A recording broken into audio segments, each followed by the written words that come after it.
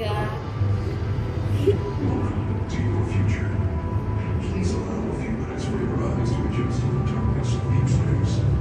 You have just been transported through time and have landed aboard the observation deck of the interstellar starship Avian 1 in the year 2280. Avian 1 is an vessel of the Tracer class, equipped for high-speed intergalactic travel. Sleek, well-rounded lines and multi-core engines make the Avian and her sister ship the Sophia the most modern and efficient ships in the Arctic. The deep rumble sound that can be heard is coming from the ship's neutron converters. We are presently in orbit high above posts and stations, and make up a large portion of the merchant fleet in this existence to unravel the mystery of this light vortex. And despite the risks, traveling through the eye allows the ship to make the trip in just over 2 Earth hours. A light rip forms every few hours, and the energy fields in the rip can destroy any ship instantly. Fortunately, the rips are predictable and have been charted and monitored for safe. Communication Center in Prague, the 21st Panzer Division in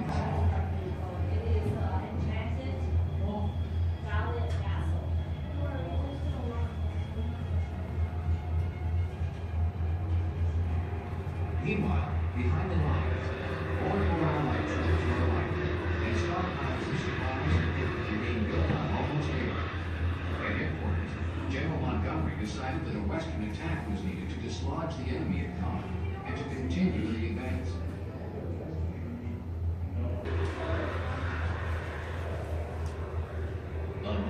History was to remember Paul Revere as a messenger of the American. Take your gun, man. The English are marching.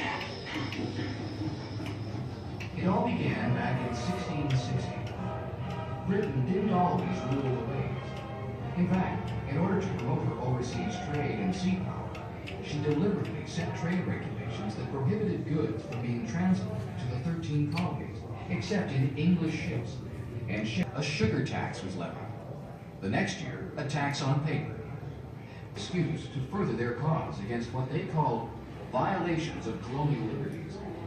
By 1768, English troops moved into Boston to enforce law. Unfortunately, the English leaders compared to the colonists were somewhat foppish and insensitive.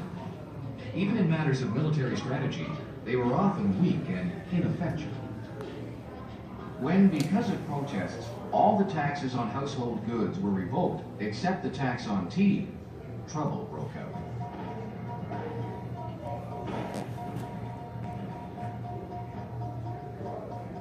Ships were boarded, and the tea crates smashed and emptied into the harbor. 2 years later, on the eve of Paul Revere's ride through Concord, the British marched and followed. But the sporadic fight that day was the beginning of the War of American Independence. Later that year, in Charleston, overlooking Boston, the Redcoats marched up the hill, volley after volley. After overwhelming slaughter, the British won the Battle of Bunker Hill. But the victory was short-lived. In the Hudson Valley in 1777, Burgoyne surrendered to the Americans at Saratoga. General George Washington forced the surrender of the entire British force at Charleston.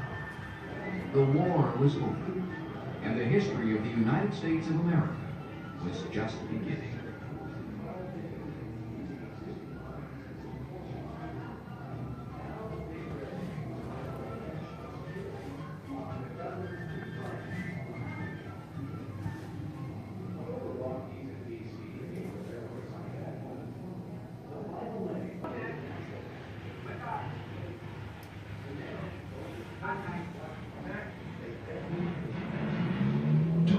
August 8, 1918. Aircraft of the Royal Flying Corps are taking off from an aerodrome in western France. They are about to engage in the 3-day Battle of Caen as usual. The battleground of Waterloo is a little away. The local pub is busy, while in one of the rooms above, an old soldier, weary from years of service, and too much celebrating a great victory, has fallen asleep. Across the street in one of the stately townhouses, an afternoon party carries on, while the lord of the manor attends to new business in the upstairs. Soldiers marching in the street What you didn't realize at the time was that by populating this area, providing transportation to eastern and western cities throughout Europe in the 16th and 17th century.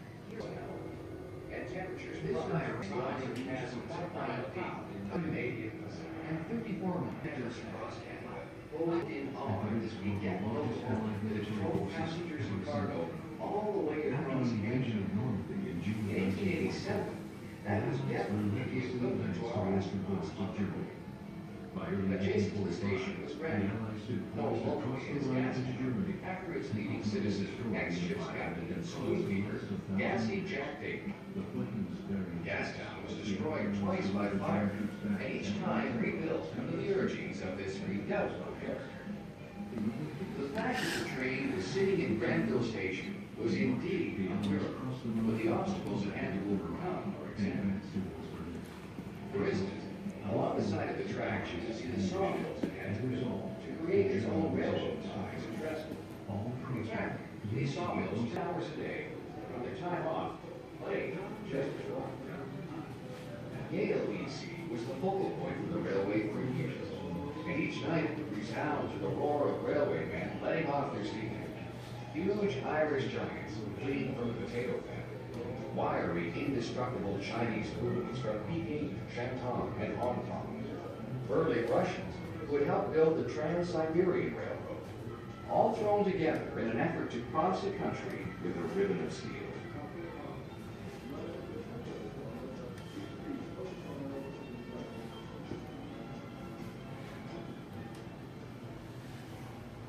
In the railway's wake, villages became towns, and towns became cities. The Big Hill, a notorious section of steep grade between Hector and Field, BC, was proving too costly in lost trains and lives. And here 291 degrees and 217 degrees, thereby passing under each other and emerging 50 feet below their entrances. This awesome task took 1,000 men 2 years to complete, and over 750,000 yards of rock had to be removed to build them. All too frequently, snowslides or avalanches covered the tracks and forced both crew and passengers to dig their way out. That prompted the use of the now famous snow sheds, built in the most hazardous section, allowing the snow and mud to slide harmlessly over the tracks. After all the hardships, near bankruptcies, and controversies over the big railway, the ceremony signified that Canada was now truly a country, linked from coast to coast. The East was booming. Toronto, connected to the Canadian Pacific, although the Rockies in BC was the most hazardous of all.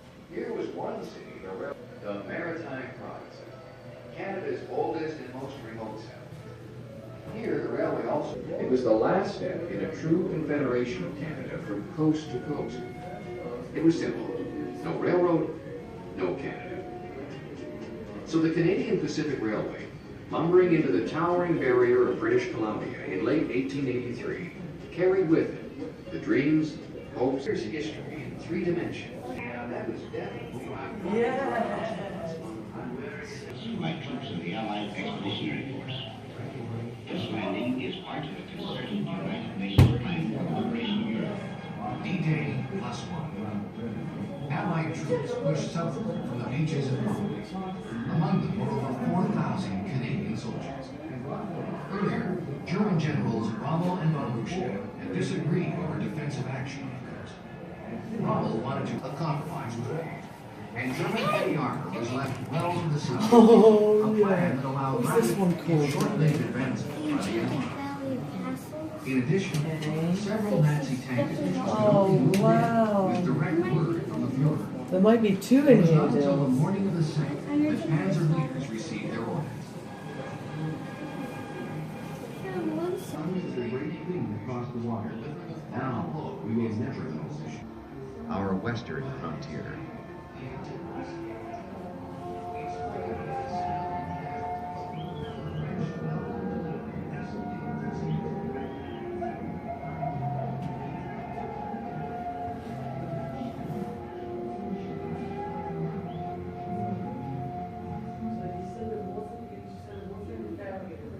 See, Gulliver may not look too big to us, but to the tiny Lilliputians, he's huge. Look at the size of their beautiful little houses and compare us. Actually measuring 8 feet by 10 feet and towering 6 feet high, with ultimate craftsmanship and miniature creations. Ages have been enjoying the exciting turn. And who hasn't heard of the world? You live in the ship. Here, in a cleverly cut view, we actually get to see just what she did with all those children. How would you like to be sleeping bed every morning? Or feed that many children? In fact, that's what the old woman is doing in this scene. And don't forget that house family. Remember, they didn't heal the shoe. London was a moderately large city. The entire city then, the area within the old city walls, is now just the business and finance center. Shops, theaters, and residential. Old London was centered along the Thames River, the avenue to the world, both the old and the new. This was an age of expansion. Boston, Massachusetts was the seaport of the 13 colonies. The same kind of men who had sent the first Virginia settlers on their way about 60 years before are now embarking on new...